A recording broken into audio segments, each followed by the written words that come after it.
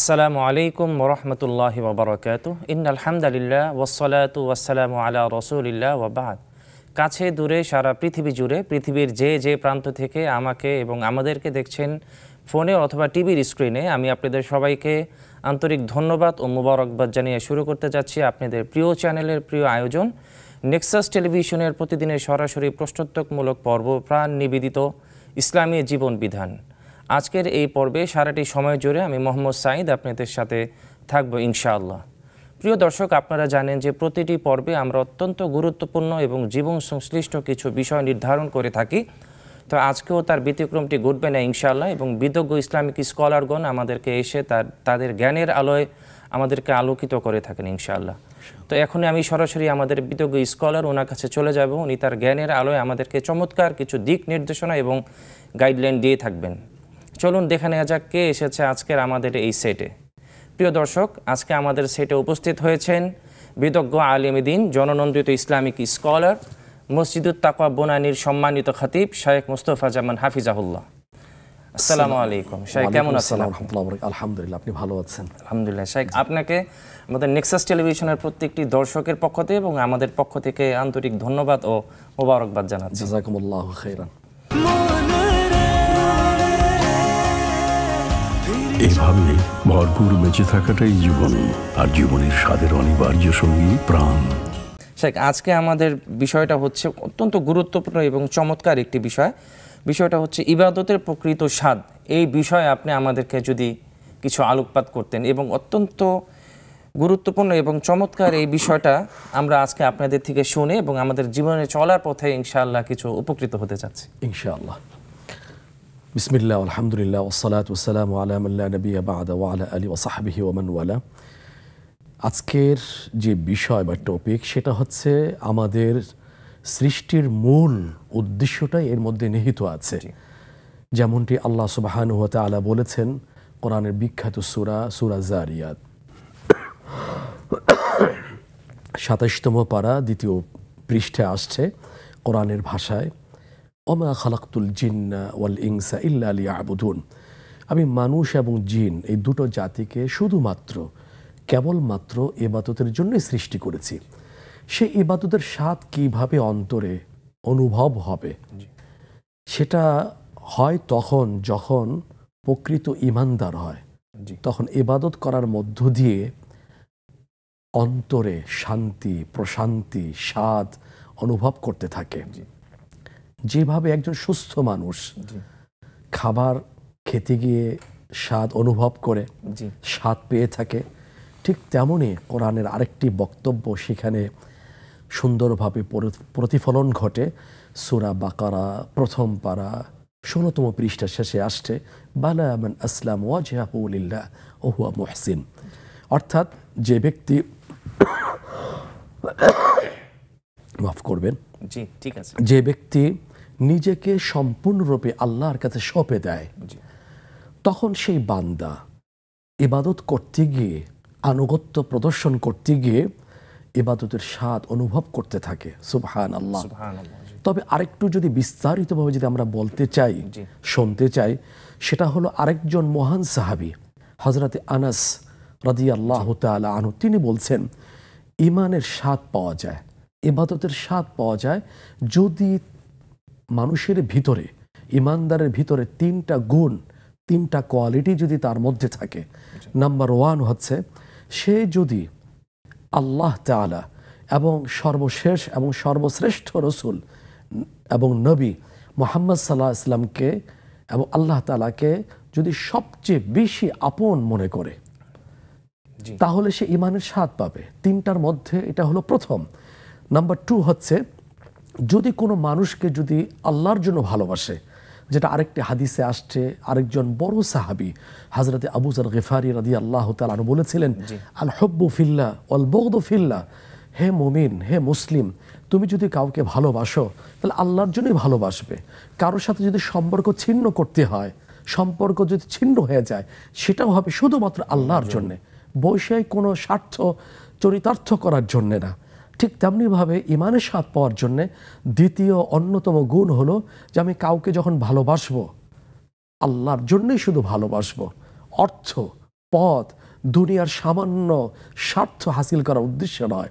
তৃতীয় আরেকটি গুণ হলো যে এখানে প্রথমটা আল্লাহ রসুল সবচেয়ে বেশি ভালোবাসার পাত্র হবেন। দ্বিতীয়টা সেটা হলো কাউকে ভালোবাসা সেটা আল্লাহর জন্যই ভালোবাসতে হবে এবং তাকে গুনাহ ছেড়ে দিতে হবে। আউকামা কাল আলাইহিস সালাতু ওয়াস সালাম, এইগুলো যদি নিয়ে আসা যায়, এই কোয়ালিটি তার মধ্যে যদি চলে আসে, তখন কিন্তু ইমানের স্বাদ পেয়ে যাবে। আরেকভাবে হাদিসে আসছে ইমানকে নবায়ন করার একটা চমৎকার অসাধারণ কথা, যেটা রাসূলুল্লাহ সাল্লাল্লাহু আলাইহি ওয়াসাল্লাম সকালে পড়তেন, সন্ধ্যাও পড়তেন। কেন পড়তেন? ওনার ইমানে কি ঘাটতি ছিল? ওনার ইমানে কি ত্রুটি ছিল? ওনার ইমানে কি ফরমালিনের অনুপ্রবেশ ঘটেছিল? নিশ্চয়ই না। উনি তো আমার ইমানের মডেল, ওনার মতো ইমান আনতে বলা হয়েছে। উনি আমাদের উসওয়ায়ে হাসানা, উত্তম নমুনা, মডেল। সেই রাসূল সাল্লাল্লাহু আলাইহি ওয়াসাল্লাম পড়েছেন, তার অর্থ হচ্ছে হে উম্মত তুমিও যে পড়ো, তুমি ইমানের স্বাদ অনুভব করো। সে কথাগুলো কি? রাদিতু বিল্লাহি রাব্বা ওবিল ইসলামি দীনা ওবি মুহাম্মাদিন নাবিয়্যা ও রাসূলা সাল্লাল্লাহু আলাইহি ওয়াসাল্লাম। আমি যখন হৃদয় থেকে, হৃদয়ের গহীন থেকে, হৃদয় টাচ করে যখন বলে ফেলবো যে আমি আল্লাহকে রব হিসাবে খুশি মনে সন্তুষ্ট হয়ে আমি মেনে নিয়েছি। চমৎকার আলোচনা করছেন, এই বিষয়ে আমরা কিছুক্ষণ পরে ফিরবো। এক দর্শক আমাদের সাথে ফোনে আছেন, ওনার সাথে আমরা সরাসরি ফোন কলে চলে যাব। আসসালামু আলাইকুম দর্শক জি, কে বলছেন, কোথা থেকে বলছেন ভাই? ওয়ালাইকুম আসসালাম ওয়া রাহমাতুল্লাহি ওয়া বারাকাতুহু। জি, আমি মৃত্তিকা মনি বলছিলাম বাড়িধারা থেকে। জি জি বোন, জি আপনার প্রশ্নটি করবেন। জি, আমার দুটো কোশ্চেন আছে। জি, আমার ফার্স্ট কোশ্চেন হচ্ছে যে সাদাকাতুল জারিয়া করার জন্য কি কোনো নিয়ত করার প্রয়োজন আছে, নাকি কোনো ভালো কাজ করলে অটোমেটিক্যালি সেটা সব আল্লাহ তাআলা সাদাকাতুল জারিয়া হিসেবে দিয়ে দিবেন? জি। আর আমার সেকেন্ড কোশ্চেন হচ্ছে যে সাপোজ একজন মহিলার 5টা সন্তান আছেন, জি, তার মধ্যে 4টা সন্তানের অবস্থা খুবই ভালো আর একটা সন্তানের অবস্থা একটু খারাপ। তো সেই সন্তানটাকে হেল্প করা কি হজ করা থেকে বেশি ইম্পর্টেন্ট, নাকি আসলে তার জন্য হজ করাটাই বেশি ইম্পর্টেন্ট? জি, কোনটা করলে আল্লাহ তাআলা বেশি সওয়াব দিবেন তাকে? জি জি বোন, আপনাকে অনেক ধন্যবাদ খুবই চমৎকার এবং সুন্দর দুইটা প্রশ্ন করার জন্য। আমাদের শাইখ উনি আপনার প্রশ্নটি শুনেছেন, এখন ইনশাআল্লাহ শাইখ উত্তর দিবেন। জি, এখন উত্তর দেব না, আলোচনা বাকি অংশ শেষ করে নিব। আপনি শেষ করে নিতে পারেন শাইখ, এরপরে ইনশাআল্লাহ আমরা সরে বোনের দুইটা প্রশ্নের উত্তরে যাব ইনশাআল্লাহ। জি, যে হাদিসের কথা আমরা শুনছিলাম যে রাসূলুল্লাহ সাল্লাল্লাহু আলাইহি ওয়াসাল্লাম বলেছেন, কেউ যদি সকাল সন্ধ্যা এটা পড়ে অন্তত 3 বার, সালাসা মাররাত, যে আমি আল্লাহকে খুশি মনে সন্তুষ্ট হয়ে সন্তুষ্টি চিত্তে রব হিসাবে মেনে নিয়েছি। দ্বিতীয় হচ্ছে অবিল ইসলামি দীনা, এবং ইসলামকে খুশি মনে দিন হিসাবে, জীবন ব্যবস্থা হিসাবে আমি গ্রহণ করে নিয়েছি। তৃতীয় হচ্ছে অবি মুহাম্মাদিন নাবিয়্যা ওয়া রাসূলা সাল্লাল্লাহু আলাইহি ওয়াসাল্লাম, এবং মুহাম্মদ সাল্লাল্লাহু আলাইহি ওয়াসাল্লামকে নবী এবং রাসূল হিসাবে খুশি মনে মেনে নিয়েছি। এটা যদি পড়ে শুধু ঠোঁট দিয়ে না, হৃদয় টাচ করে বেরিয়ে আসবে, তাহলে সেও কিন্তু ইমানের স্বাদটা অনুভব করবে। সুবহানাল্লাহ। সুতরাং এই গুণগুলো যারা চর্চা করবে, অনুশীলন করবে, তাদের ভিতরে অটোমেটিক ইবাদত করতে গিয়ে স্বাদ অনুভব করবে। সুবহানাল্লাহ। আর না হলে গতানুগতিক অফিসিয়াল ডিউটির মতো হয়ে যাবে, ইমানের স্বাদ সে পাবে না। ওই সিজদা দিবে, মুরগির আদার খাওয়ার মতন টুকটাক হয়ে যাবে, ইমানের স্বাদ পাবে না। ইমাম সাহেব নামাজ পড়াতে গেলে দেখা যায় পিছ দিক দিয়ে একটু দেরি হয়ে গেলে কাশি দিয়ে সিগন্যাল দেবে, তার কাছে সিজদাটা ভালো লাগবে না।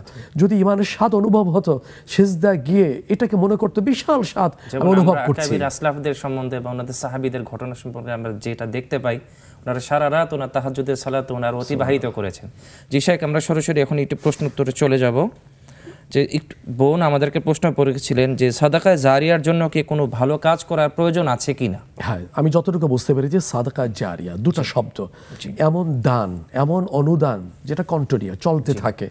এখন আমি এমন কিছু আমি করব যেটার অস্তিত্ব থাকবে, কিছু আছে ওয়ান টাইম, যেমন বাবা মারা গিয়েছে, মা মারা গিয়েছে, কাউকে আমি খাওয়াচ্ছি আল্লাহর জন্যই, আমি কাউকে খাওয়াচ্ছি, সেক্ষেত্রে দেখা গেল কি একবেলা খাওয়ানো হয়ে গেছে, এটা তো ওয়ান টাইম, এটা সাদকা জারি হবে না। এই যে সাদকা জারিয়া অব্যাহত থাকার জন্য শর্তই হলো যেটার অস্তিত্ব থাকবে। মাদ্রাসা আমি দিয়েছি, মসজিদ নির্মাণ করেছি, রাস্তাঘাট বানিয়েছি, বৃক্ষরোপণ করেছি, আমি নলকূপের ব্যবস্থা করেছি, প্রান্তিক পর্যায়ে লোকদের জন্য জীবনের অবলম্বনের ব্যবস্থা করেছি। আমার যে ব্যবস্থাটা যেন চলমান থাকে, চলমান সওয়াবটা যেন আমি পেতে থাকি। না, জিনিসটার অস্তিত্ব যতদিন থাকবে জি। ততদিন যিনি করেছেন জি। জীবিত অবস্থায় মৃত্যুর পরেও যদি চলমান থাকে জি। তাহলে তার অ্যাকাউন্টে এই সবটা পৌঁছে থাকবে। সুবহানাল্লাহ। এই জন্য কাজটা এমন হতে হবে যেটা অস্তিত্ব থাকে। জি। জি, এটা হলো বোনের প্রথম প্রশ্ন। জি। দ্বিতীয় প্রশ্ন ছিল, দ্বিতীয় বোনের প্রশ্নটা ছিল, জি জি দ্বিতীয় প্রশ্ন যেটা ছিল সেটা হলো যে 5টা সন্তানের মধ্যে 4 জনের অবস্থা ভালো, আর্থিক অবস্থা ভালোর কথা আমাদের সাথে শেয়ার করেছেন। জি। পঞ্চম ওই বাচ্চার অবস্থা ভালো না। এখন যেটা বললেন যে হজ করা উত্তম না ওই বাচ্চাকে স্বাবলম্বী করা উত্তম। হ্যাঁ, এখানে একটা বিবেচ্য বিষয় হচ্ছে যদি হজ ফরজ হয়ে থাকে তো হজ তো করতেই হবে, কেননা করে ইন্তেকাল করলে রাসূল ইসলামের ধমকি আসছে, জি। করা কথা উচ্চারিত হয়েছে। রাহমাতুন নবী হওয়া সত্ত্বেও তিনি বলেছেন, মান মাতা ওয়া আলাইহিল হজ ফালাম ইয়াহুজ্জা ফালিয়ামুত ইনশা ইয়াহুদিয়ান আও নাসরানিয়া। হজ ফরজ হলো, হজ করলো না, আগামীকাল আগামীর এই ফাঁদে পড়ে সে হজ না করে দুনিয়া থেকে চলে গেল। রাসূল ইসলাম রাহমাতুন নবী হওয়া সত্ত্বেও ধমকি উচ্চারণ করে বলেছেন, সে ইহুদিয়া মরুক খ্রিস্টান মরুক আমার কিছু যায় আসে না, যাকে কিয়ামতের দিন শাফাতে সুপ্রিম পাওয়ার দেওয়া হবে তার মুখ থেকে এই কথা উচ্চারিত হয়, তাহলে তার তো বাঁচার উপায় থাকবে না। এই জন্য হজ ফরজ হয়ে থাকলে হজ করতেই হবে। আচ্ছা, আমরা আপনার আলোচনায় ফিরবো। খুব চমৎকার আলোচনা শুনছিলাম প্রিয় দর্শক। আমরা শাইখের কাছ থেকে এখন আমরা সরাসরি একটি ফোন কলে চলে যাব।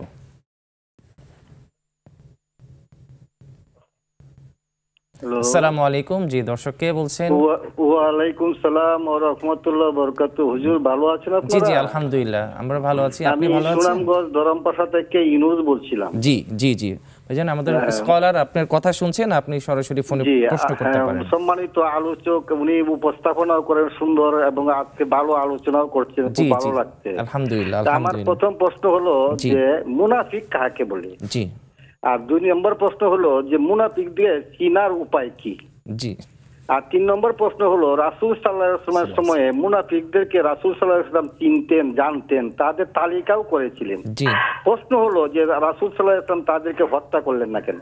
জি জি জি জি শেখ, আমরা ফোন কলের মাধ্যমে যে খুব সুন্দর ভাইজান কিছু প্রশ্ন করেছেন। প্রথম যিনি প্রশ্নটা করেছেন তার দ্বিতীয় প্রশ্নটা যেটা আমাদের মানে বাড়িদারা থেকে সম্মানিত বোনের দ্বিতীয় প্রশ্নের অংশ জি জি বাকি রয়েছে, সেটা হলো, প্রিয় দর্শক, আমরা সম্মানিত বোন ওনার প্রশ্নটার জবাবটা নিয়ে এরপর আমরা সরাসরি আপনার ফোনে ফিরবো ইনশাআল্লাহ। হ্যাঁ, সেটা হলো যে হজ ফরজ হয়ে থাকলে অবশ্যই হজ করতে হবে। আর যদি হজ ফরজ না হয়ে থাকে, হজ এটা আল্লাহর হক। আর সন্তানকে একটা আর্থিক অবস্থায় নিয়ে যাওয়া, ভালো অবস্থায়, এটা মা বাবার দায়িত্ব জীবদ্দশায়। তবে সন্তানের মধ্যে বড় ধরনের কোনো বৈষম্য প্রকাশ না পায় সেদিকে লক্ষ্য করা। কারণ হাদিসে আসছে যে আমি অমুক সন্তানকে দিয়ে আসছি, এই কথা বলে রাসূল ইসলামের কাছ থেকে উনি ভেবেছিলেন, মনে করেছিলেন যে একটা বাহবা পাবেন, মারহাবা জানানো হবে। রাসূল ইসলাম কিন্তু খুশি না হয়ে তাকে ধন্যবাদ, থ্যাঙ্কস না জানিয়ে বললেন, তুমি কি এই পরিমাণ অন্য সন্তানকে দিয়েছো? না, দেয়নি। তার মানে এটা তিনি সমর্থন করলেন না। এই কথা থেকে বোঝা আসলো, প্রকাশ পেল এটা বৈষম্যমূলক আচরণ করেছেন বাবা। এই জন্য আর্থিক অবস্থা সব একরকম হবে না। যেমন সূরা যুখরুফ 25তম পারা 10ম পৃষ্ঠা আসছে, নাহনু কাসামনা বাইনাহুম মাঈশাতাহুম ফিল হায়াতিদ দুনিয়া। হাতের 5টা আঙ্গুল যেমন সমান না, ঠিক 5টা সন্তান সব মানুষের রিজিকের ক্ষেত্রে একরকম হবে না। এটা আল্লাহর ফয়সালা, রহস্যকে এটাই আল্লাহ ভালো জানেন। তবে বাবার জায়গা থেকে, মা বাবার অবস্থান থেকে যতটুকু সম্ভব করে যাওয়া, যাতে অন্য সন্তানের মধ্যে বড় ধরনের বৈষম্য প্রকাশ না পেয়ে থাকে। এটা হলো বোনের দ্বিতীয় প্রশ্ন। জি। তারপরে পাবনা থেকে যে ভাই প্রশ্ন করেছেন। জি জি সুপ্রিয় দর্শক, আমরা শাইখের চমৎকার কিছু কথা এবং আলোচনা শুনছিলাম। আপনারা যে কোনো প্রশ্নোত্তর আমাদেরকে চাইলে করতে পারেন সরাসরি আমাদেরকে ফোন কলের মাধ্যমে স্ক্রিনে প্রদর্শিত নাম্বারে, অথবা নেক্সাস টেলিভিশনের ফেসবুক পেজে আপনি আমাদেরকে কমেন্ট, শেয়ার এবং মেসেজের মাধ্যমে আপনি আমাদেরকে সরাসরি প্রশ্ন করতে পারেন। কথা শুনতে শুনতে সময় হলে একটি বিরতিতে যাবার, বিরতির পরে আবার ফিরছি ইনশাআল্লাহ। ততক্ষণ আমাদের সাথেই থাকবেন।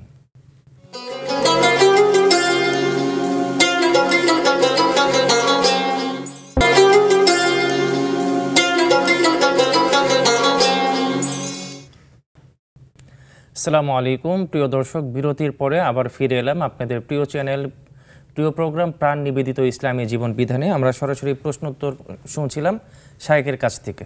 জি পাবনা থেকে যে ভাই প্রশ্ন করেছিলেন, জি উনি আমাদেরকে চমৎকার করে 3টা প্রশ্ন করেছিলেন। ওনার প্রথম প্রশ্ন ছিল হচ্ছে মুনাফিক কে, আর দ্বিতীয় প্রশ্নটা ছিল হচ্ছে মুনাফিক চিনার উপায় জি শেখ। হ্যাঁ, মুনাফিক সংক্রান্ত গুরুত্বপূর্ণ তিনটা প্রশ্ন, দুটা প্রশ্ন। প্রথম দ্বিতীয় প্রশ্ন একই, সেটা হলো মুনাফিকদের পরিচয়টা কি, সিমটম কি হতে পারে। হ্যাঁ, আপনার প্রশ্নটার উত্তর ১৫০০ বছর আগে দেওয়া হয়ে গিয়েছে। হাদিসের পাতায় সুন্দরভাবে সুস্পষ্টভাবে ধরে ধরে বলে দেওয়া হয়েছে যে এই কয়েকটা সিমটম, আলামত, চিহ্ন যাদের মধ্যে পাওয়া যাবে এরাই হলো প্রকৃত মুনাফিক। এভাবে ভরপুর বেঁচে থাকাটাই জীবন, আর জীবনের স্বাদের অনিবার্য সঙ্গী প্রাণ। তাহলে সেই আলামতগুলো কি? হাদিসের ভাষায় রাসূলের পবিত্র জবান থেকে নিঃসৃত সেই কথাগুলো আমরা বলছি পরিচয়। সেটা হলো ইদা হাদ্দাসা কাযাবা, যখন কথা বলে মিথ্যা বলে। এটা মুনাফিকদের একটা প্রথম অন্যতম ভয়ঙ্কর বৈশিষ্ট্য। ওয়াইদা ওয়াদা আখলাফা, যখন ওয়াদা করে, প্রতিশ্রুতিতে অঙ্গীকার করে থাকে, তখন সেই অঙ্গীকার নিজের সুবিধার দিকে তাকে ভঙ্গ করে ফেলে, অঙ্গীকারটা রক্ষা করে না। তৃতীয় হলো ওইদা তুমি না খানা, যখন তার কাছে আমানত রাখা হয়। আমানত কিন্তু অর্থটা ব্যাপক, শুধু সম্পদ না, দায়িত্ব একটা বড় আমানত। এখন এই আমানত যখন রাখা হয় তখন সে খেয়ানত করে, বড় খেলাফ করে থাকে, খেয়ানত করে থাকে। আরেকটা আসছে ওইদা, যখন কথা বলে তখন এক পর্যায়ে কী করে, সে ঝগড়া করে যখন ফেলে গালিগালাজ করে থাকে। এই হলো মুনাফিকদের বৈশিষ্ট্য চিহ্ন। এখন যে কথাটা আসছে যে মুনাফিকদের আলামতগুলো বলে দেওয়ার পরে এগুলো হলো মুনাফিকদের পরিচয়। ভাই যেটা বললেন পাবনা থেকে সম্মানিত দর্শক, সেটা হলো রাসূল সাল্লাল্লাহু আলাইহি ওয়াসাল্লামের কাছে ওই সময় মুনাফিকদের তালিকা ছিল, লিস্টে ছিল, ওহীর মাধ্যমে জানিয়ে দেওয়া হয়েছে। তারপরেও কেন তাদেরকে কতল করা হয়নি, কেন হয়নি, সেই কথাটা কোরআনে অন্য জায়গায় আসছে। সেটা হলো সূরা বাকারা ২য় পারা ৮ম পৃষ্ঠায়, ওয়াল ফিতনাতু আশাদ্দু মিনাল কাতলি। ইসলামের কাছে বড় একটা গুরুত্বপূর্ণ চিন্তার বিষয় হলো যে আমি কোনো বিষয় যখন কার্যকর করব, কোনো বিধান, কোনো হুকুম, আইন যখন আমি প্রয়োগ করব, বাস্তবায়ন করব, তার আগে প্রশাসকের, শাসকের, মুফতি সাহেবদের, যারা অথরিটি আছে যাদের, তাদের আগে বিষয়টা ব্রেনে রাখতে হবে যে এইটা কার্যকরের মধ্য দিয়ে আমার ব্যাপক কোনো বিশৃঙ্খলা, বিপর্যয় নেমে আসবে কিনা। রাসূল ইসলামের ওই বিষয়টা ব্রেনে ছিল। এবং কারা কারা মুনাফিক, লিস্টের মধ্যে কাদের কাদের নাম আছে সেটাও কিন্তু একজনকে জানিয়েছেন। তার নামের শুরুতে এই উপাধিটা ছিল সাহেবু সির, আরবি, যার অর্থ হলো গোপন বিষয় যার কাছে বলা হয়েছে। তিনি হলেন বড় সাহাবী, মহান সাহাবী হযরত হুযায়ফাতুল ইয়ামান রাদিয়াল্লাহু তাআলা আনহু। তিনি জীবদ্দশা কখনো বলেন নাই, কাউকে জানান নাই। রাসূল সাল্লাল্লাহু আলাইহি ওয়াসাল্লাম যখন চলে গিয়েছেন তখন হযরত ওমর রাদিয়াল্লাহু তাআলা আনহু, কে মুসলিম জাহানের দ্বিতীয় খলিফা, যার ব্যাপারে রাসূল সাল্লাল্লাহু আলাইহি ওয়াসাল্লাম বলে গিয়েছেন লাউ কানা নাবিয়্যুন বা'দি লাকানা ওমর, আমার পরে যদি আল্লাহ কাউকে নবী বানাতেন তাহলে আল্লাহ ওমরকে বানাতেন। কেন? নবী হওয়ার কোয়ালিটি, যোগ্যতা, গুণাগুণ তার ভিতরে আল্লাহ তাআলা দিয়েছেন। সেই ব্যক্তি যিনি জীবদ্দশায় মাটির দুনিয়াতে থাকা অবস্থায় রূহ কবজ করার আগেই জান্নাতের সুসংবাদ পেয়েছেন। ওই যে আশারা মুবাশশারা, বিখ্যাত ১০ জন সাহাবী রাদিয়াল্লাহু তাআলা আনহুম আজমাইন জীবদ্দশায় জান্নাতের সুসংবাদ পেয়েছিলেন, তার মধ্যে অন্যতম তিনি এসে জিজ্ঞেস করেছেন, হুযায়ফাতুল ইয়ামান ভাই বলো না, এই যে মুনাফিকদের লিস্টের ভিতরে আমি ওমরের নামটা আছে কিনা। আল্লাহু আকবার, কত বড় সাহাবী, জীবদ্দশায় জান্নাতের সুসংবাদ পেলেন, মুসলিম জাহানের দ্বিতীয় খলিফা। পৃথিবীতে একজন মানুষ নবীদের পরে, শয়তান যার কাছ থেকে ভয় পেত, যখন দেখতে পেত যে ওমর আসছে, ইবলিস ওই পথ দিয়ে আসছে, পথ সে পাল্টে অন্য পথ দিয়ে চলে যেত। সে ওমর রাদিয়াল্লাহু তাআলা আনহু জিজ্ঞেস করছেন, হুযায়ফাতুল ইয়ামান ভাই তুমি বলো না ওই লিস্টের ভিতরে আমি ওমরের নামটা আছে কিনা। এখন হত্যা করা হয়নি কেন, বিপর্যয় সৃষ্টি হবে, হয়তো এটা তার হিকমত ছিল। এখন আজকের এই সিমটমগুলো আমাদের মধ্যে কি নাই? কথা বললে মিথ্যা বলি, অঙ্গীকার করলে মানুষের সাথে, জাতির সাথে, জনগণের সাথে আমরা কী করে অঙ্গীকার ভঙ্গ করে ফেলি। আবার দেখা যায় আমানত রাখা হলে সে আমানত খেয়ানত করে ফেলি। বাবা হিসাবে, স্বামী হিসাবে, টিচার হিসাবে, শাসক হিসাবে, বিভিন্ন ক্ষেত্রে, বিভিন্ন অঙ্গনে, বিভিন্ন সেক্টরে আমরা কী করি, আমানতগুলো যখন অর্পণ করা হয় তখন এই আমানতগুলো খেয়ানত করে থাকি। আবার যখন এক পর্যায়ে আসে, যখন তর্ক বিতর্কের সময় ঝগড়া, তখন গালিগালাজ শুরু করে দিই। আল্লাহ আমাদেরকে হেফাজত করুন। কারণ কাফেরের চেয়েও ভয়ঙ্কর ডেঞ্জারাস হলো মুনাফিক। আর মুনাফিকের নামে কিন্তু আল্লাহ তাআলা কোরআনের সূরা নামকরণ করেছেন ২৮তম পারা, সূরাতুল মুনাফিকুন, সূরা জুমার পরের সূরা। এই মুনাফিকদের আপনার আলোচনা শুনছিলাম, আমরা সরাসরি একটু ফোন কলে যাব, এরপর আমরা আলোচনা আবার করব ইনশাআল্লাহ। আসসালামু আলাইকুম। জি দর্শক কে বলছেন, কোথা থেকে বলছেন? জি, আমাদের স্কলার আপনার কথা শুনছেন, আপনি সরাসরি প্রশ্নটি করবেন। জি জি হুজুর, ভালো আছেন? জি আলহামদুলিল্লাহ, আমরা ভালো আছি, আপনি ভালো জি আছেন? হুজুর, জি আমার 4টি প্রশ্ন আছে হুজুর। জি এক নম্বর প্রশ্ন হচ্ছে তাকদীর বা ভাগ্য, জি এই জিনিস বিষয়টা কি, বা ভাগ্য শুধু লিখেই রাখছে না ভাগ্যের ভালো মন্দ ওটাও লিখে রাখছে জি আল্লাহ তাআলা? জি আর 2 নম্বর প্রশ্ন হচ্ছে হুজুর, একসময় হয়তো আকাশ পাহাড় পর্বত এগুলো কিছুই ছিল না, তখন আল্লাহ তখন উপর দিক তাকালে কি দেখা যেত আর নিচের দিকে কি দেখা যেত? জি আর 3 নম্বর প্রশ্ন হচ্ছে এই যে বিচারটা আমাদের যখন হবে, আমরা যে এখন জমিনে আছি এরকম জমিন থাকবে নাকি? জি জি আর 4 নম্বর প্রশ্ন হচ্ছে বিরতির সময় কিছু মনে করবেন না, আমরা বিরতির সময় একটা ম্যাগনেস একটা অ্যাড দেয়, আমরা কর্তৃপক্ষ কিন্তু বলেন এই অ্যাডটা যেন না দেয় আর কি বিরতির সময় আর কি। জি জি ধন্যবাদ প্রিয় দর্শক আপনাকে। জি, আরেকজন দর্শক আমাদের সাথে যুক্ত আছেন। জি, আসসালামু আলাইকুম, কে বলছেন, কোথা থেকে বলছেন? আসসালামু আলাইকুম। জি ওয়ালাইকুম সালাম। জি বোন, ভালো আছেন? আপনার প্রশ্নটি করবেন। জি হুজুর, আমার দুটো প্রশ্ন ছিল। জি জি আসসালামু আলাইকুম রাহমাতুল্লাহ। আমি দুটো প্রশ্ন জি ছিল আমরা হুজুর। শুনতে পাচ্ছি বোন, আপনার প্রশ্নটি করবেন। জি আমার এটা তাকবীরাতুল নামাজে হুজুর কি আমল করব এই সম্বন্ধে একটু জানাবেন। আর নামাজে যদি তাশাহুদ ভুলে যাই, হ্যাঁ, এটা কি নতুন করে পড়ব নাকি পড়লাম আমার হয়তো পড়ছি আমি ভুলে গেছি এই তাশাহুদরা, হ্যাঁ, তাই রাকাত নফল মানে ফরজটা পড়ার সময় কি এটা কি নতুন করে পড়ব নাকি এইভাবে পড়লে চলবো? জি জি বোন, ধন্যবাদ আপনাকে। জি আসসালামু আলাইকুম। জি জি শেখ, আমরা আপনার আলোচনা শুনছিলাম। আমাদের এক ভাই উনি প্রথম যে প্রশ্নটি করেছেন যে তাকদীর ও ভাগ্য বিষয়টা কি, এটা উনি আসলে জানতে বিষয়টা একটা চেয়েছেন। জটিল একটা বিষয়। জি প্রথম কথা হলো তাকদীর বা কাদরুন বা তাকদীর, বাংলা যার অর্থ হলো ভাগ্য। জি এটা অনেক আগে আল্লাহ পাক লিখে রেখেছেন। হাদিস শরীফে আসছে, হাদিসে আসছে কাবলা 50 আলফা সানা, মানুষ নয় গোটা সৃষ্টির 50,000 বছর পূর্বে আল্লাহ তাআলা তাকদীরটা লিখে রাখছেন। জি কিভাবে লিখলেন? যেহেতু উনি আল্লামুল গায়ুব, মহাজ্ঞানী, ওনার কাছে কাল একটা আর আমাদের কাছে কাল 3টা। অতীত কাল আমরা জানছি, বর্তমান কাল আমাদের জানা হচ্ছে, আর একটা ভবিষ্যৎ কাল ফিউচার, ওইটা আমাদের অজানা আছে। কিন্তু আল্লাহর কাছে বিষয়টা এমন নয়, উনি লিখে রাখছেন। আরেকটা হাদিসে আসছে যে আউয়ালু মা খালাকাল্লাহু আল কালাম, সর্বপ্রথম আল্লাহ যেটা সৃষ্টি করেছে সেটা কলম, লেখার যন্ত্র। ওই কলমকে আল্লাহ পাক নির্দেশ দিলেন উক্তুব, তুমি লেখো। কলমকে বাকশক্তি দেওয়া হলো। কলম প্রশ্ন করলো মাযা আকতুবু ইয়া রাব, আমি কি লিখবো? তখন আল্লাহ তাকে আদেশ করলেন যে মানুষের ওইটা ভাগ্যটা লিখো। আল্লাহ পাক বলে দিলেন, সে লিখছে। মেরাজে গিয়ে কিন্তু কলমের খসখসানি আওয়াজ কিন্তু শুনতে পেয়েছিলেন রাসূলুল্লাহ সাল্লাল্লাহু আলাইহি ওয়াসাল্লাম। এখন লেখা আছে, ভালোটাও লেখা আছে, মন্দটাও লেখা আছে। কোনটা ভালো কোনটা মন্দ আমাকে জানানো হয়নি। এর উপরে ভিত্তি করে আমার বিভ্রান্ত হওয়ার কোনো সুযোগ নেই, কারণ আমাকে ভালো করার মন্দ করার দুইটাই আমাকে ক্ষমতা দেওয়া হয়েছে। এই জন্য আল্লাহ সুবহানাহু ওয়া তাআলা সূরা তাওবা 11তম পারা 1ম পৃষ্ঠা 2য় পৃষ্ঠা অভিন্ন বক্তব্য রিপিট হয়েছে। সেটা হলো ই'মালু ফাসায়াল্লাহু আমালাকুম ওয়া রাসূলুল মুমিনুন, যে তোমরা কাজ করে যাও, আমল করে যাও, দেখবেন আল্লাহ তাআলা, দেখে যাবেন রাসূলুল্লাহ সাল্লাল্লাহু আলাইহি ওয়াসাল্লাম, দেখে যাবেন মুমিনগণ। আমাকে আপনাকে আমাদেরকে দায়িত্ব দেওয়া হয়েছে কাজ করে যাওয়া। মেহনত করব, চেষ্টা ত্রুটি রাখবো না। চেষ্টার পরে যে রেজাল্টটা আসবে, নতিজাটা আসবে, সেটা আমি মেনে নেব, মাথা নত করে নতশিরে আমি মেনে নেব। এটাই হলো তাকদীরের প্রতি ঈমান, যেটা আমার ঈমানে মুফাসসালে আমরা পড়ে আসছি, শুনে আসছি ছোট্টবেলায়। ওয়াতুমিনা বিল কদরি খাইরিহি ওয়া শাররিহি মিনাল্লাহি তাআলা, চেষ্টার পরে ভালো মন্দ যেটা আসবে সেটা আল্লাহর পক্ষ থেকে আসছে, আমি এটা মেনে নেব। আর এটা নিয়ে বেশি মাথা ঘামানোর কথা বলা হয়নি।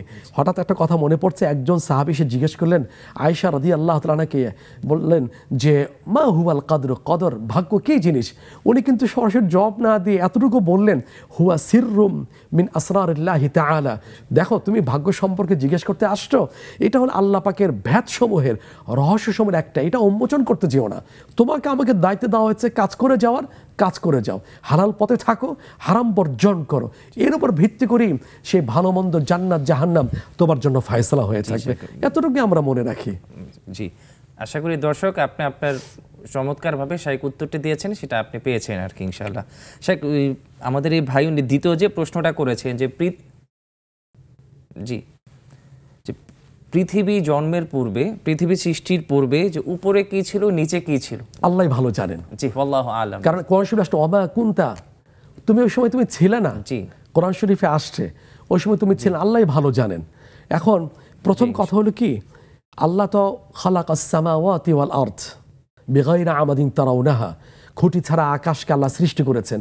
আবার আরেক জায়গায় আসছে 6 দিনে আসমান জমিন সৃষ্টি করেছেন। এটা একটা শৃঙ্খলা বোঝানোর জন্য আল্লাহ তাআলা বলেছেন, কারণ তার কুদরত, তার পাওয়ার এতটা বেশি, বোঝানোর জন্য ছোট্ট শব্দে আমাদেরকে বোঝানো হয়েছে বিভিন্ন জায়গায়। তার মধ্যে কোরআনের রূহ, হৃৎপিণ্ড নামক সূরা ইয়াসিনের শেষে ইন্নামা আমরুহু ইযা আরাদা শাইআন আইয়াকুল লাহু কুন ফায়াকুন, যখন কোনো বিষয় ইচ্ছা করেন শুধু বলেন হও, হয়ে যাও।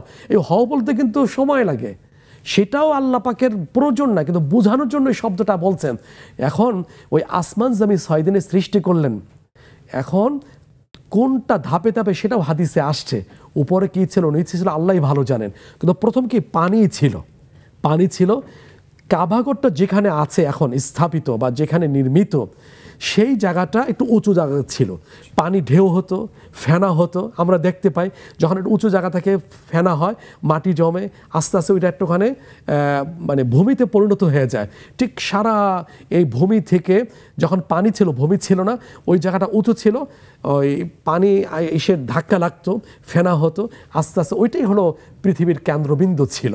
এরপর ধাপে ধাপে আল্লাহ পাক সৃষ্টি করেছেন। জি শেখ, চমৎকার আলোচনা শুনেছিলাম আমরা আপনার কাছ থেকে। আমরা এখন একটু বিরতি যাব ইনশাআল্লাহ। জি প্রিয় দর্শক, চমৎকার আলোচনা হচ্ছে, শেখ খুব সুন্দরভাবে আপনাদের প্রশ্নের উত্তর দিয়ে যাচ্ছেন ইনশাআল্লাহ। আমরা আরও অনেক চমৎকার কিছু আপনাদের প্রশ্ন উত্তর নেব। আপনাদের যে কোনো প্রশ্ন প্রয়োজন হলে আপনারা আমাদেরকে সরাসরি স্ক্রিনে প্রদর্শিত নাম্বারে আমাদেরকে প্রশ্ন করতে পারেন, অথবা আমাদের ইসলামিক নেক্সাস টেলিভিশনের ফেসবুক পেজে আপনি আমাদেরকে চাইলে কমেন্টের মাধ্যমে আপনি আমাদেরকে প্রশ্ন করতে পারেন ইনশাআল্লাহ। কথা শুনতে শুনতে সময় হলো একটি বিরতিতে যাবার। বিরতির পরে আবার ফিরছি ইনশাআল্লাহ, ততক্ষণ আমাদের সাথেই থাকবেন।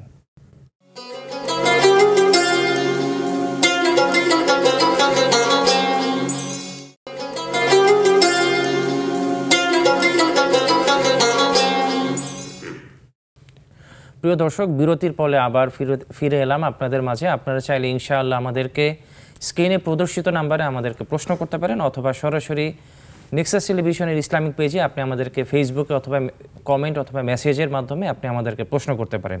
আমরা প্রশ্ন উত্তর শুনছিলাম মোহতারাম শায়েকের কাছ থেকে। জি শেখ, পাবনা থেকে আমাদেরকে যেই ভাই প্রশ্ন করেছিলেন, ওনার সর্বশেষ যে প্রশ্নটা ছিল যে বিরতির সময় আমাদের এখানে একটি ব্যাকগ্রাউন্ডে একটি মিউজিক বাজে, ওইটার ব্যাপারে উনি একটু পরামর্শ চেয়েছেন। আসলে বিষয়টা আমাদের কাছেও না, আমরা তো শুধু এখানে স্টুডিও দেখে প্রোগ্রামগুলো করে থাকি। এখন যে বিষয়টা আসছে, এখন এই বিষয়টা যথাযথ কর্তৃপক্ষ শুনেছেন, তারা এই ব্যাপারে আশা করি একটা উদ্যোগ নেবেন। আপনার দাওয়াতটা আমরা এইভাবে তাদের কাছে পৌঁছে দিচ্ছি। ঠিক আছে ইনশাআল্লাহ। জি স্যার, আরেকজন বোন আমাদেরকে খুবই সুন্দর একটি প্রশ্ন করেছিলেন, যেটা আমাদের অনেকেরই একটা জানার বিষয় থাকে, যে তাহাজ্জুদের সালাত যখন আমরা আদায় করব, তাহাজ্জুদের নামাজের সময় আগে অথবা পরে কোন কোন আমলগুলো আমরা করতে পারি? এভাবে ভরপুর বেঁচে থাকাটাই জীবন, আর জীবনের স্বাদের অনিবার্য সঙ্গী প্রাণ। বিশেষ করে আমলের কথা আসে নাই, যেমন তাহাজ্জুদের ব্যাপারে প্রথমে তো আল্লাহ তাআলা বলেছেন যে অমিনাল লাইলি ফাতাহাজ্জাদ বিহি নাফিলাতাল লাক। এক সময় তো তাহাজ্জুদ ফরজ ছিল, সূরা বনী ইসরাঈল 15 অপরা 8 পৃষ্ঠা আসছে, রাতের একটা অংশ তুমি তাহাজ্জুদ পড়ে যাও, এটা তোমার জন্য অতিরিক্ত। এটা আবার সূরা মুজাম্মিল 29 বিখ্যাত সূরা, ইয়া আইয়ুল মুজাম্মিল, আদরের ডাক, হে কম্বলালা উঠে যাও, কুমিল লাইলা ইল্লা কালিলা, পরপর কয়েকটা আয়াতে তাহাজ্জুদ সংক্রান্ত বিষয় এখানে উল্লেখ করা হয়েছে। এখন কিয়ামুল লাইল, তাহাজ্জুদ, এটাই হলো বড় আমল, এবং নির্দিষ্ট করে বলা হয়নি যে এতবার এই তাসবিহ পড়তে হবে, অতবার ওই জিকির করতে হবে, অতবার ওই তাকবীর পাঠ করতে হবে, বিষয়টা এমন না। হ্যাঁ, এই সময়টা খুবই গুরুত্বপূর্ণ, কারণ এই সময়টা হাদিসের মধ্যে আসছে আল্লাহ তাআলা নেমে আসেন, বারবার ডাকতে থাকেন, আলা আমি মুস্তাগফিরিন ফাগফির, আল্লাহ আছো কেউ ক্ষমা প্রার্থী, ক্ষমা চাও, ক্ষমা করে দেব, আছো কেউ অভাবগ্রস্ত, অভাব থেকে মুক্তি চাও, আমি অভাব মুক্ত করে দেব, আছো কেউ অসুস্থ, শিফা চাও, আমি শিফা দান করে দেব, এভাবে ডাকতে থাকেন। এখন আপনি আপনার মনের মাধুরী মিশিয়ে যা বলা দরকার, আপনজন আল্লাহকে ডাকতে থাকে, আল্লাহকে বলতে থাকে, আল্লাহর সাথে শেয়ার করা, সুতরাং নির্দিষ্ট করে এভাবে আসেনি। হ্যাঁ, আপনার হাতে সময় আছে, আপনি ইবাদতে বৈচিত্র্য নিয়ে আসেন, আপনি নামাজ পড়েন, 8 রাকাত পড়েন, 12 রাকাত পড়েন, কারণ হাদিসে আসলে সালাতুল লাইলি মাসনা মাসনা, রাতের নামাজ 2 রাকাত, এটা উত্তম হয়ে থাকে। কিরাত যত বড় হবে, রুকুর তত বড় হবে, সিজদা তত বড় হবে, তাসবিহগুলো বেশি হবে, একবারে খুশু একাগ্রতা একনিষ্ঠতার সাথে। এরপরে আপনার যদি মনে চায় ভিন্ন একটা ইবাদত এখানে নিয়ে আসি, ভিন্ন ইবাদতের আবহ তৈরি করি, জিকির করি, তাসবিহ পড়ি, তেলাওয়াত করে থাকি, আপনার এইভাবেই আপনি এই ইবাদতটা ওই সময়টা সাজাতে পারেন ইবাদতের ঢালি নিয়ে, কিন্তু নির্দিষ্ট করে পেছনে এইভাবে বলা হয়নি। জি, প্রিয় বোন, খুব সুন্দর করে শায়েখ আপনার প্রশ্নের উত্তরটি দিয়েছেন। আপনি আশা করি আপনার উত্তরটি পেয়েছেন। জাযাকুমুল্লাহ। জি শায়েখ, আমরা আপনার আলোচনা শুনছিলাম, এখন আমরা সরাসরি একটি প্রশ্ন ফোন কলে যাব। একজন দর্শক আছে আমাদের সাথে। আসসালামু আলাইকুম। জি প্রিয় দর্শক, কে বলছেন, কোথা থেকে বলছেন? আপনি শায়েখ আপনার কথা শুনছেন, আপনি সরাসরি প্রশ্নটি করবেন। জি, আমার প্রশ্ন হচ্ছে হুজুর, ই বিষয় আর কি, মাহারাম বিষয়, দাদা নানা কি মাহারাম হতে পারে? আর তার সাথে আর একটা আর কি, আমাদের যে শ্বশুরও কি মাহারাম হতে পারে? দাদা নানা অথবা শ্বশুর এরা কি মাহারামের ভিতরে আছে? জি জি প্রিয় বোন, আপনাকে ধন্যবাদ। জি ঠিক আছে, আসসালামু আলাইকুম। ওয়ালাইকুম সালাম। জি শায়েখ, আমাদের এই বোন প্রশ্ন করেছিলেন যে দাদা নানা উনি কি মাহারাম হতে পারেন কিনা। কেন নয়, এরা মাহারাম যদি না হয় পৃথিবীতে আর মাহারাম কি হবে? জি জি, দাদা নানা একবারে ঈশের কি বলে, মায়ের উপরের দিক, আবার নিচের দিক, বাবার উপরের দিক, বাবার নিচের দিক, সবাই এখানে মাহারামের মধ্যে চলে আসে। জি, ওই বোনের প্রিয় যে প্রশ্নটা ছিল, দ্বিতীয় যে প্রশ্নটা ছিল, সেটা হচ্ছে যে শ্বশুর কি মাহারাম হতে পারে? হ্যাঁ, অবশ্যই শ্বশুর মাহারাম হবেন। জি, এখানে ছেলের সাথে বিবাহ বন্ধনে আবদ্ধ হওয়ার মধ্য দিয়ে শ্বশুর মাহারাম হয়ে যাচ্ছেন। জি প্রিয় বোন, আশা করি আপনি আপনার উত্তরটি পেয়েছেন। শুকরিয়া। জি জি, আরেকজন দর্শক আছেন। আসসালামু আলাইকুম। কে বলছেন, কোথা থেকে বলছেন? আসসালামু আলাইকুম। জি প্রিয় দর্শক, কে কোথা থেকে বলছেন? শায়েখ আপনার কথা শুনছেন, আপনি সালাম দিয়ে আপনার প্রশ্নটি করতে পারেন। জি, আসসালামু আলাইকুম। ওয়ালাইকুম সালাম।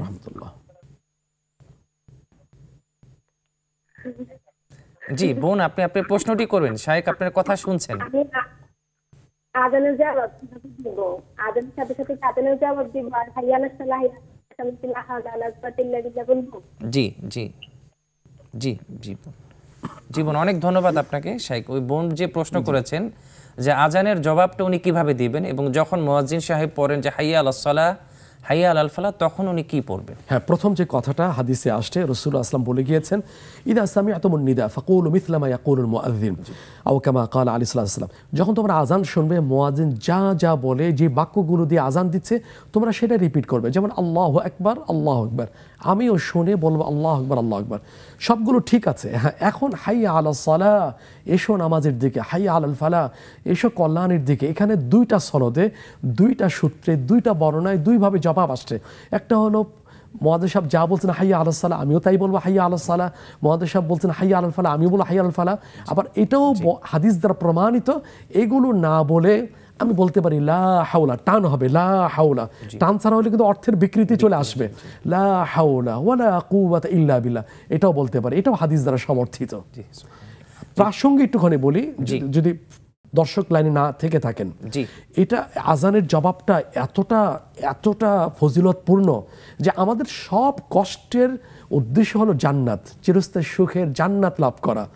এখন এই আজান ছোট্ট আমল, কেউ যদি আজানের জবাবটা নিয়মিত দেওয়া যায়, আজান শেষ দুরূদ শরীফ পাঠ করা, এরপর দোয়া পড়া।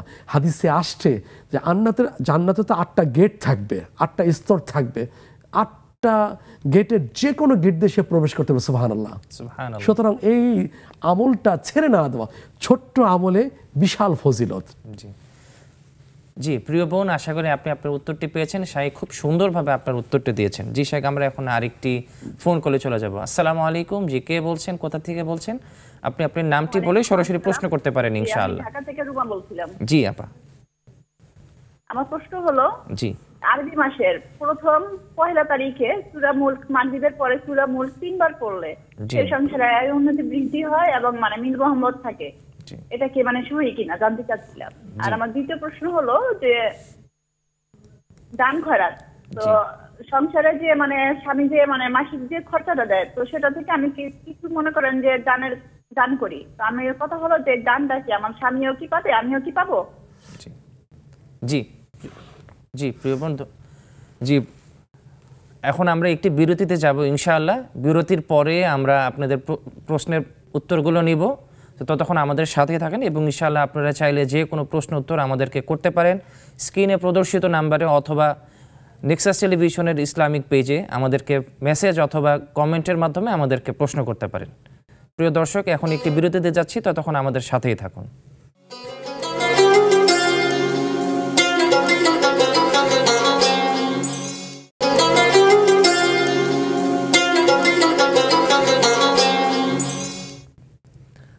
জি প্রিয় দর্শক, বিরতির পরে আবার ফিরে এলাম আপনাদের মাঝে। আপনারা দেখছিলেন আপনাদের প্রিয় আয়োজন প্রাণ নিবেদিত ইসলামী জীবন বিধান।